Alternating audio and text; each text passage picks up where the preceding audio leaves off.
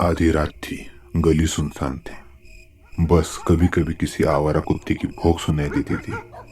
एक टिमटिमाती street light अंधेरे से जूझ रही थी और उससे बनते बिगड़ते साए ऐसे लग रहे थे जैसे खुद जिंदा हो गए हो। उसी सन्नाटे में मैं आगे बढ़ता रहा, हाथों में औजार लेकर, आंखों में लालच। मुझे पूरा यकीन था आज की रात मेरी किस्मत बदलने वाली है। गली के कोने पर एक हवेली खड़ी थी, बड़ी जर्जर, उसकी खिड़कियां बंद और जंग लगा था।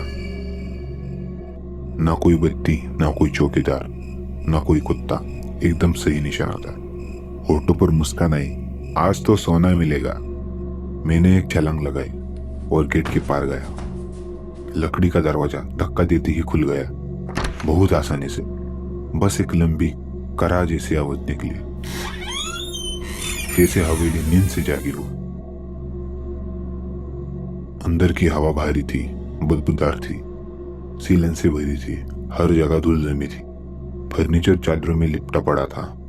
मेरे हर कदम की आहट दीवार से टकराकर लौट आती थी, ऐसे जैसे कोई मेरे पीछे चल रहा हो। सन्नाटा मुझे दबोच रहा था, सांस लेना तक मुश्किल हो रहा था।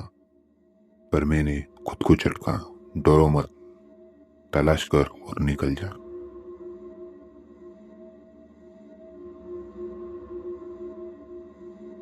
दीवारों पर पुराने फोटो टंगे थे, लेकिन हर चेहरे पर गहरी खरोंचें थी।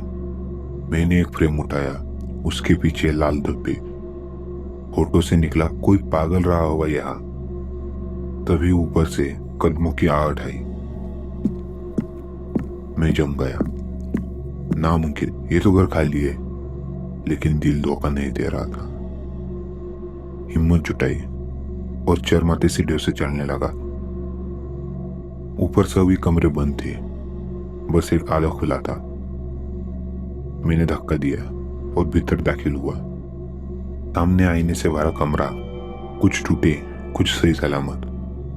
मैंने एक आईने में देखा और मेरी रूह कांप गई। मेरा अक्स हिल ही नहीं रहा था, बस खड़ा था, मुस्कुरा रहा था। उसके होठ हिल रहे थे जैसे कोई आवाज नहीं।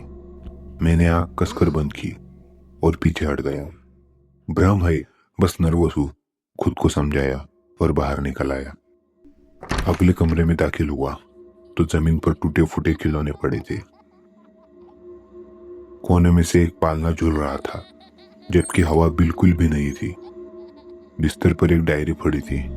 मैंने खोली। पहला पन्ना पढ़ते ही सांस अटक गई। तुम्हें यहां नहीं आना चाहिए था। पन्ने पलटे, लिखावट बेकाबू हो जा रही थी। आखिरी लाइन पढ़ी, अब ये घर तुम्हारा है। तभी दरवाजा अपने आप बंद हो गया। बत्तियां पागल की तरह बुझ रही थी। गलियारे खिंचने लगी, अजीबोगरीब आकार लेने लगे। मैं नीचे भागा, लेकिन हर दरवाजा मुझे उसी आईने वाले कमरे में लेके जाता था।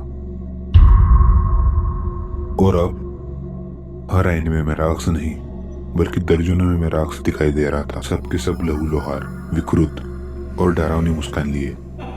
उसमें से एक आईना कांपने लगा और मेरा अक्स भी धीरे धीरे बाहर निकलने की कोशिश कर रहा था। मैंने पूरी ताकत से आईना तोड़ा। मुझे उम्मीद थी कांच के टुकड़े गिरेंगे, लेकिन नहीं, दीवार से खून निकला। मैं खौफ गया। अचानक एहसास हुआ मैं आईने के अंदर हूं। मैंने शीशे पर मुट्ठियां मारी, पर बाहर खड़ा रहा मेरा अक्स, हंसता हुआ बाहर निकल गया। उसने मुझ पर आखिरी नजर डाली और हवेली के दरवाजे से बाहर चला गया। मैं आया था इस घर को लूटने, पर इस घर ने मुझे ही लूट लिया।